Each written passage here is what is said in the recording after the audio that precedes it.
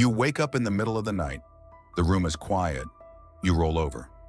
Someone you trust is sleeping a few feet away. Without thinking, your body relaxes, your breathing slows. Within minutes, you're asleep again. It feels ordinary. But for almost all of human history, sleeping alone would have been anything but ordinary. For more than 99% of our existence as a species, your ancestors didn't close a bedroom door. They didn't own a bed. They didn't even expect uninterrupted sleep. Night was the most dangerous part of the day. And yet, archaeological evidence suggests they rarely faced it alone. This changes more than how you think about sleep. It changes how you think about what your brain still expects every single night.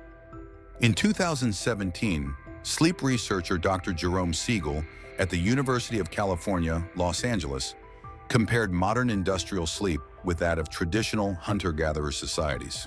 His work drew on observations of groups such as the Hadza of Tanzania, the San of Southern Africa, and the Tsimane of Bolivia, communities whose lifestyles preserve many features of humanity's prehistoric past. The findings surprised many researchers. These groups didn't sleep 8 uninterrupted hours in isolated rooms. Their nights were shared, flexible, and filled with small awakenings. At almost any moment, someone in the group was awake.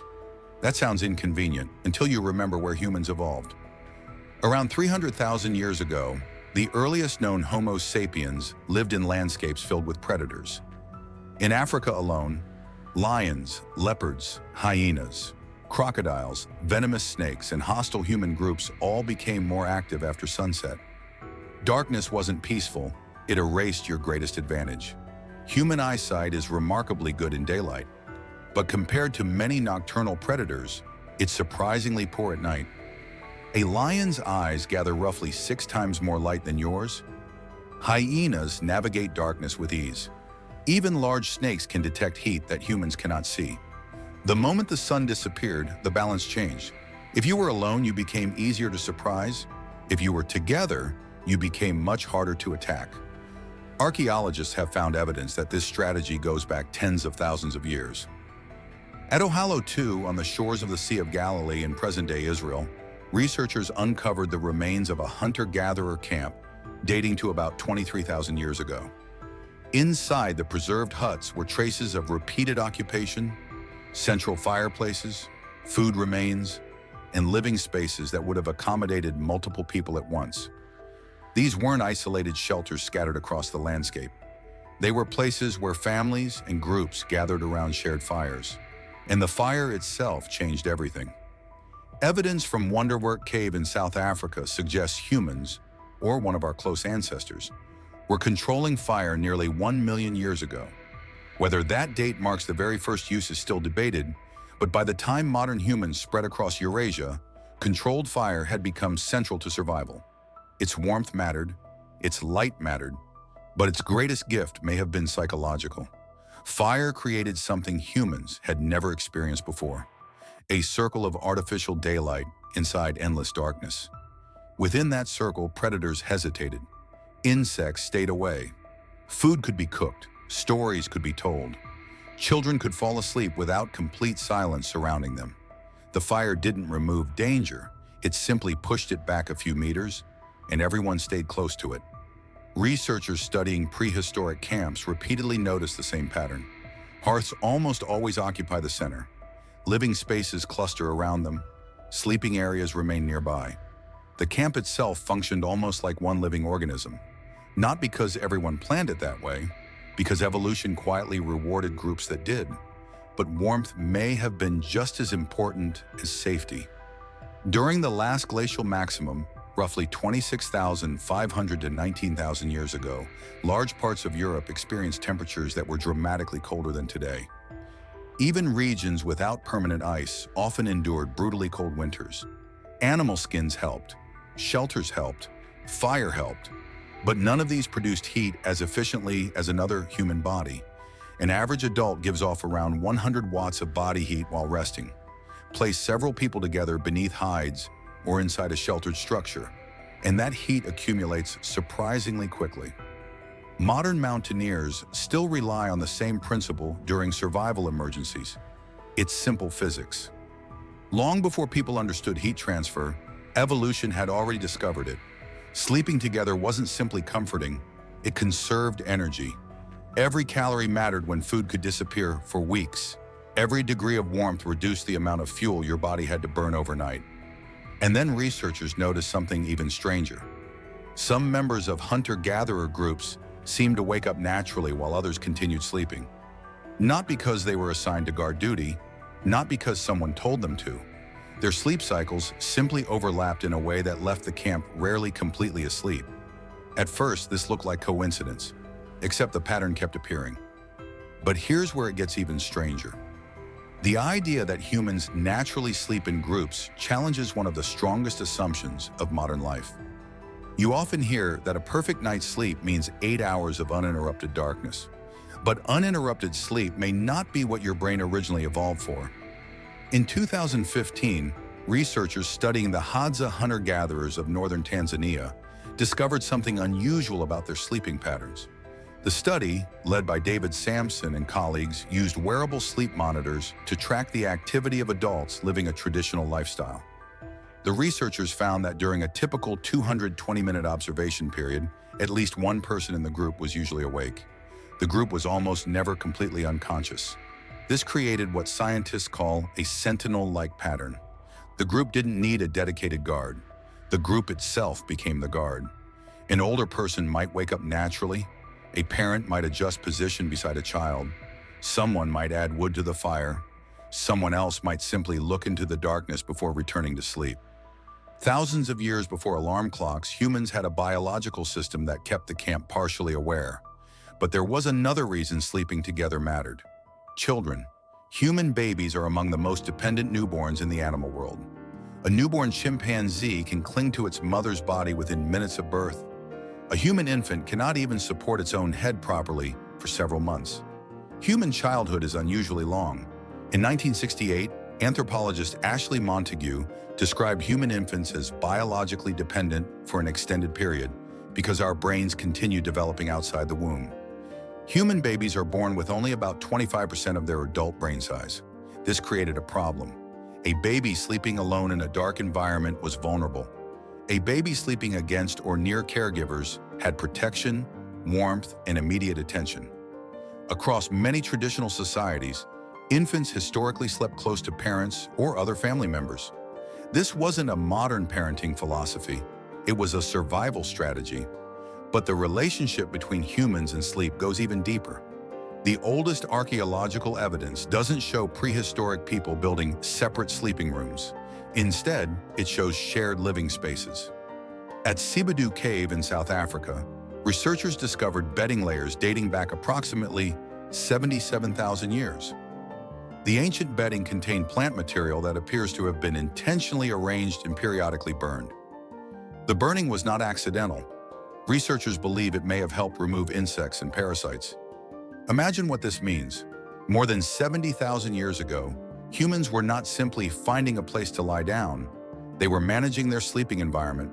They were creating cleaner, safer spaces. And these spaces were communal. The cave was not divided into private bedrooms. It was a shared survival zone. But there was a hidden cost. Living close together created new dangers. The same thing that protected humans from predators also exposed them to something else: disease.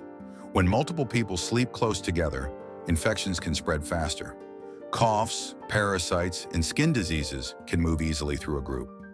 This creates one of human evolution's biggest contradictions. The behavior that made us safer could also make us more vulnerable. Cooperation always came with a price. Researchers studying prehistoric human remains have found evidence that ancient groups had to manage these risks. At El Cedron Cave in Spain, Neanderthal remains dating to around 49,000 years ago show signs of close social living. Several individuals from the same group were found together, including children and adults. Their teeth even preserve clues about their lives. Dental calculus, the hardened material on teeth, has revealed traces of plants and possible medicinal compounds. These discoveries suggest Neanderthals were not isolated individuals surviving independently. They lived close enough to share food, space, and probably protection. They depended on one another. But sleeping together wasn't only about survival.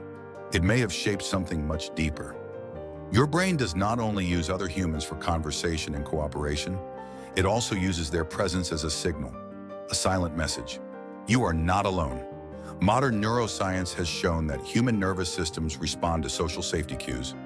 In 2006, researchers James Cohn, Hilary Schaefer, and Richard Davidson conducted brain imaging studies showing that holding the hand of a trusted person reduced activity in brain regions associated with threat responses during stressful situations.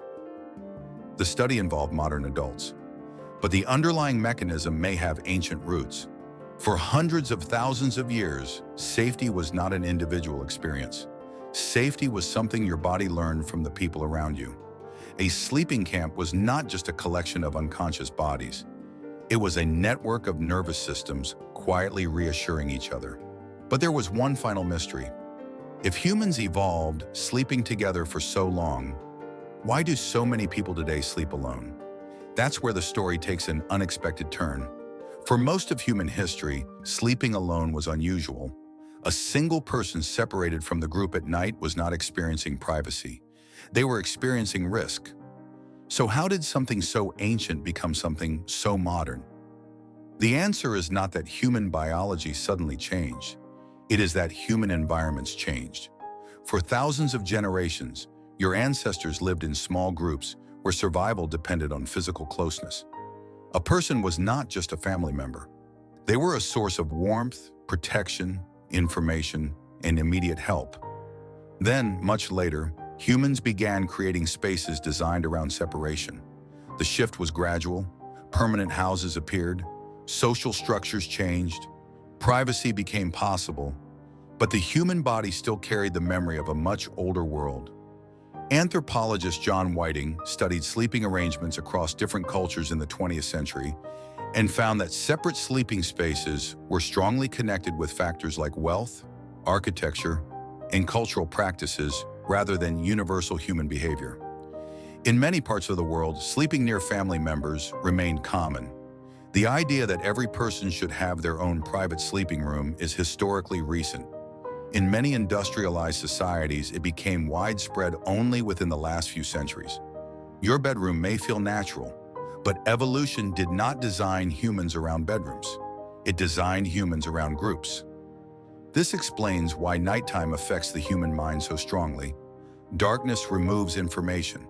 You cannot see distant sounds. You cannot easily identify danger. Your brain fills the gaps.